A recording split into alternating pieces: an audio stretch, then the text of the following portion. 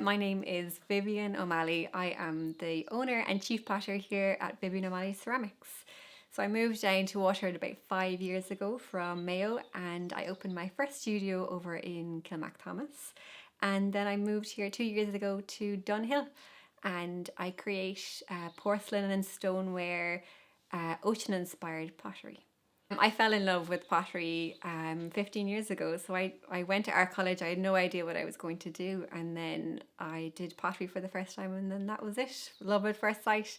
I spent the next 10 years traveling through New Zealand and Asia, went to college in Kilkenny and Limerick, and just found out everything I could about pottery. I knew one day I was going to start my own studio, but I didn't know how I was going to do it. So I thought going to everyone else's potteries and finding out how they did it and why they did it and how did they keep it going so long was the best way to do it. So that's what I did. And about 5 years ago, then I started my own venture.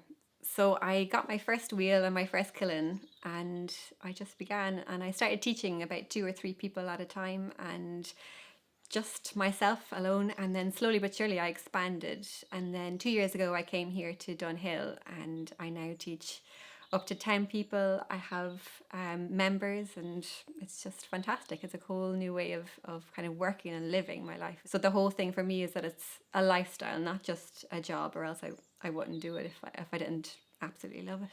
My inspiration, what I'm inspired by is everything around me. So I love to go off with a camera and go to the coast and the mountains and take pictures of the textures and the colors, and I bring that back into my work, and I throw everything on the pottery wheel. So that was my first love, is the wheel, and I throw it there, create my vessels and my shapes, and then I add all my textures in.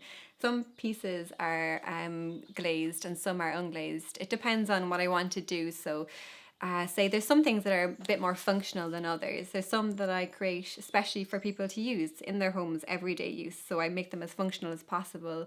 So they're always glazed. And then I create things that are one-off pieces, complete creations of my imagination, and they don't have to be glazed. They just, whatever works for each individual piece is what I do.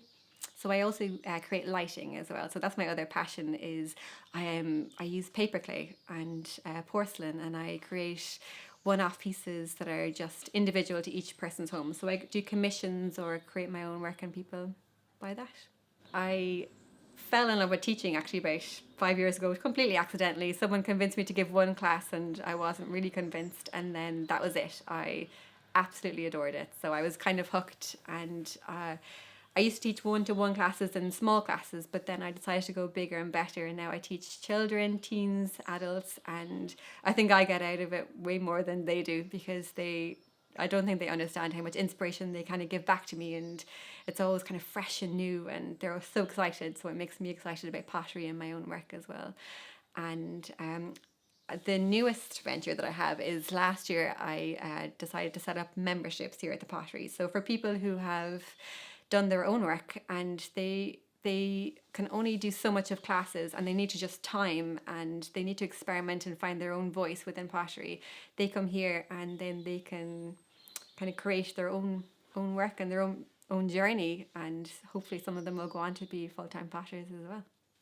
I love to create something that's completely whole. I'll throw it on the pottery wheel and create it completely solid, and then I like to slowly but surely take the piece apart and take it away and push it to its complete boundaries and see, will it hold up in the kiln. That's half of the fun for me, is how far I can push things, and will it collapse, and what's it going to like when the kiln opens. And it's that's for me the big challenge, is keeping things together and pushing it as far as I can. And it doesn't always work, but when it does, it's amazing. It can make or break your day, opening a kiln. I've had a few, especially at the beginning. It was a incredibly big learning period for me.